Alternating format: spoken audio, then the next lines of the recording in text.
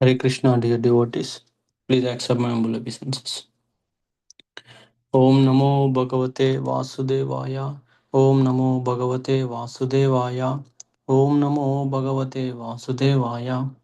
Narayanam Namaskritya Naram Chaiva Narottamam Devim Saraswatim Vyasam Tato Jayam Udirayat Shrinvatam Swakata Krishna Punyashravana Kirtana Hridayantasto hi abhadrani vidunoti suhitshatam नष्टप्रायेषु अभद्रेषु नित्यं भागवत सेवया भगवती उत्तम श्लोके भक्तिर्भवति नैष्टिकी. So today I will be discussing on Srimad Bhagavatam Canto 4 Chapter 22 overview. I will go ahead and start with pranam mantras. Om Ajnanatimirandasya Jnananjala Chalakaya चक्षुरुन्मितं येन तस्मै श्रीगुरवे नमः. श्रीचैतन्यमनोभीष्टं स्थापितं येन भूतले स्वयं रूप कदा मह्यं ददाति स्वपदान्तिकम्.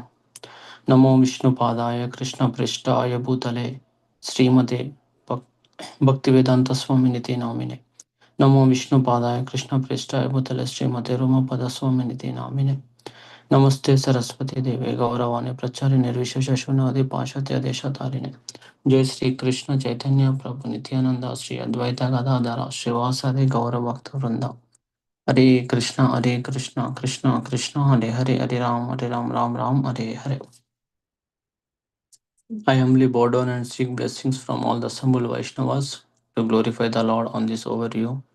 Thank you for giving me an opportunity to purify myself, and please forgive me for any shortcomings, misinterpretations, or any speculations. So, in Canto 4, Chapter 22 overview, the name of the chapter is Prithu Maharaja's meetings with the four Kumaras. In the previous chapters, we have seen that uh, King Prithu Maharaj conducted the sacrifice. And we all know that Lord Vishnu appeared in that great arena of sacrifice at the time when King Prithu was performing this sacrifice, Ashwamedha Yajna. Uh, Lord Vishnu predicted that the Kumaras would very soon come and advise the king. This we have seen in the previous chapter as well. So, in this chapter, there are total 63 verses are present, again, which are divided into a kind of total five sections. In section 1, verses 1 to 5, talks about the arrival of the four Kumaras, and after that, how Prithu Maharaj received them uh, initially, and then King Prithu Maharaj washed the lotus feet of the Kumaras as they arrive and sprinkle it over his hair. That showed and set an example how to receive a spiritually advanced personality, and also he was an exemplary teacher and leader for the people in general. This is uh, this is where the King Prithu is setting an example how to receive a personality. Although he know is a very great Maharaj and in like great qualities with exemplary things, teacher and leader, but still he is setting an example how to receive a great Brahmana, nothing but Vaishnava, a spiritually elevated person. And in the section 2, verses 6 to 16, in this section, as they receive, and once they're done with that initial receiving, King Prithu Maharaj was talking and discussing with four Kumaras and says importance of serving Brahmanas and Vaishnavas and their outcomes. Also, finally asking different questions for the people in general. No, this shows that how he is humility. He know everything, but still he's thinking about the people in general.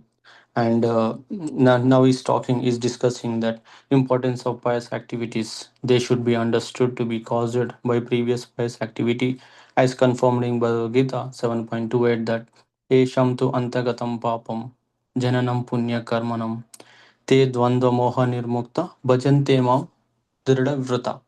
Persons who have acted piously in previous lives and in this life, and whose sinful actions are completely eradicated or free from the dualities of delusion, and they engage themselves in Krishna service with determination.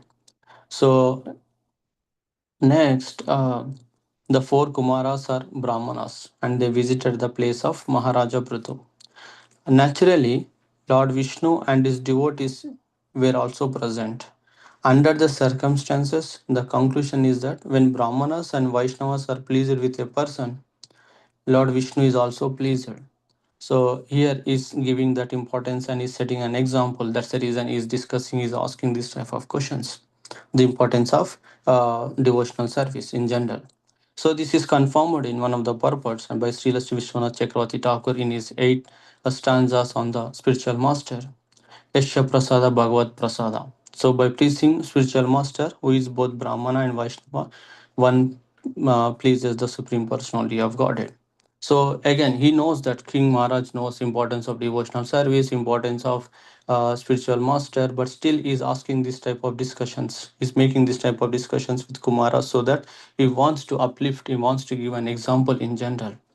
That's the reason we also know that every day in the Manglarati we see that Sakshat Daritvena Samasta Shastir Uktastata Bhavyata Eva Shabde Kintu Prabhur Ya Priya Eva Tasya Vande Guru Sri Charanaravindam. The spiritual master is to be honored as much as the Supreme Lord because he is the most confidential servitor of the Lord. This is acknowledged in all revealed scriptures and followed by all authorities. So that's the reason Maharaj Prithu was bringing this discussion one more time, although he know. And finally, Maharaj Prithu asking how in this material world we can achieve the ultimate goal of life in a good amount of time. So he's asking the final questions to the Kumaras. So in the further section, section 3, verses 17 to 41, in this section, Kumaras replied to the Maharaj Prithu's questions. And there are some key points which in accepting the importance and importance of and accepting the spiritual master, congregation that is associating with devotees, discussion between devotees, how it helps for one's spiritual progress, and finally importance of devotional service. So they have discussing, I mean, like they have replying all these to the Maharaja questions. So as we know him from Bhagavad Gita 14.26, Mamcha yo vivicherena bhakti yogena sevate sagunan samatithyanan brahma bhoyaya kalpate. So one who engages in full devotional service, unfailing in all circumstances, at once transcends the modes of material nature and thus comes to the level of Brahman. So here, from that example, we can see the importance of devotional service. And next, even within the devotional service, everything starts with hearing. That's what in chanting also we will hear excuse me, we will hear Hare Krishna and Rama. So this hearing is one of the key in key factor, one of the main important factor in the devotional service. That's what they are bringing about this importance, and that's the reason Kumar was also emphasizing on this section as an answer to the people in general. So hearing nothing but the discussing among the devotees is that is the only means to understand the supreme personality of Godhead. And we know that, for instance, Bhagavad Gita has been well known all over the world for a very long time, especially in the Western world. And in one of the lecture during 1960s, Prabhupada says that at that time only we have 700 plus versions of Bhagavad Gitas. But uh, no one was Krishna consciousness because the subject matter was not discussed by the devotees. That's the reason there was no effect. Not a single person in the West became Krishna conscious before the Krishna conscious movement was founded. But when the same Bhagavad Gita was presented by the Prabhupada as it is through the discipline succession, the effect of spiritual realization was immediately manifested. So see here, when we're talking about the subject matter, uh, when expert subject matter expert is talking, when we are hearing, we can see that manifestation in our process in our body, nothing but in our in general in our practices. So here, that hearing plays a key vital role in our devotional service. So that's what's in one of the section it is covered in the importance of hearing, which starts with which is the key and basic for the devotional service. And some other key points discussed in this section are in this section specifically advised that instead of wasting time in the human form of life, endeavoring for economic development and sense gratification, what should one should try to cultivate spiritual values by understanding the spiritual supreme personality of Godhead. So who is existing with the individual soul within everyone's heart. So finally, when we realize that Paramatma feature, the crossing this nescience is will be very easy. Otherwise, the ocean of nescience is very difficult to cross because it is infested with many dangerous sharks. So the main recommendation is that simply take shelter of the lotus feet of the Lord, which are like boats for crossing the ocean. Although the ocean is difficult to cross, by taking shelter of his lotus feet, we will overcome all dangers. That's the outcome of this section 3. And that was those are the replies we have received from the Kumaras from upon asking the questions by King Prithu Maharaj. So next section, section 4 and verses 42 to 47. So in this section, king replies upon hearing all the answers from Kumaras and started glorifying and worshipped them. So in this section, Prithu Maharaj set it as a core example of selfless desire. He offered everything what he has to Kumaras. The king were also well versed in Vedic literature and thus very familiar with injunction of Sri Ishanupishad. I mean, like here he is setting this very core example that Isha Vasham Idam Sarvam. So Isha Vasham Idam Sarvam Yat Kinchana Jagatyam Jagat Tena Taktena Bhujanti Mam Grada Kasya Svidhanan. That means everything that exists belongs to Supreme Personality of Godhead. That's the reason when he Kumaras came, he glorified and he is ready to give everything without any second thought in mind. That means he's not at all selfish. He's always in the mood of selfless. That is because he knows that Ishavasham Idam Sarva, everything coming from the Supreme Personality of God. So next, even in the Bhagavad Gita, Krishna also claimed that he is the proprietor of all planetary systems, like Bhoktaram Yagnatapasam. We all know that Sarvaloka Maheshwaram, the supreme lord of all planets and demigods. Next, the because I mean like when we know that all these things coming from and belonging to the supreme lord, then only we'll become selfless. Otherwise we'll be in the selfish mode, and we will be sailing on the both the boats, like material and spiritual, but we cannot be balanced. So in that way it will be difficult in our progress. So that's what he's setting, King Prithu Maharaj was setting an example in this section. So, since this is the case, so no one can claim to be proprietor of the state or anything. And like we have seen a lot of chaotic situations in the material world with current scenarios and government and etc., because no one knows that everything belongs to God. Example, the king, president, or head of the state should always remember that he is not the proprietor but the servant. So in this, Prithu Maharaj set it an a great example as nothing belongs to us, everything belongs to God. And final section, verses 48 to 63, upon this Pruthumara's questions, again Kumaras came back and reciprocate to King Pruthumaraj for his great qualities and exemplary spiritual enlightenment.